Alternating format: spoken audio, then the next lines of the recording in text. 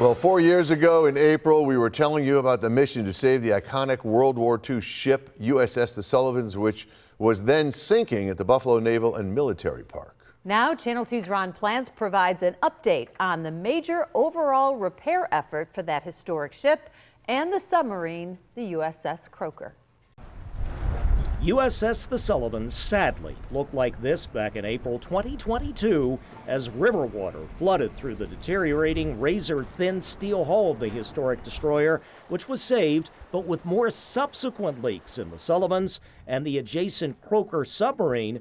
Both of them require those dry dock repairs, just like this video when you see another historic submarine at the shipyard in Erie, Pennsylvania.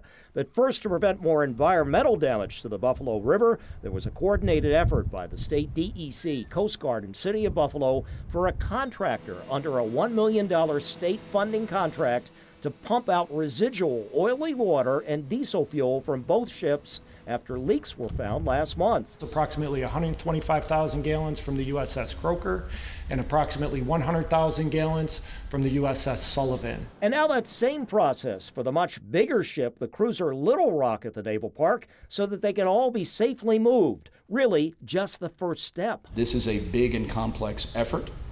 There are inevitably many challenging steps ahead. Including the dredging of the areas immediately around the ship, the movement of the vessels, which will be a bit of a dance as we move out the Little Rock, move the ships out, and eventually move the Little Rock back in place to await the return of her sister ships. That complicated dredging of the river near the ships might start later this summer. Then the actual on-lake towing, perhaps in the fall or next spring, of both the Sullivans and Croker to that Erie shipyard for the 4 to 9 month repair project, with federal and state grant money involved. Right now, roughly $20 million is pledged and in the process of being dispersed. Can you do the job realistically, do you feel, for that amount, or are you concerned about overruns? Right now, based on the recommendations of our experts, they feel that we're on track.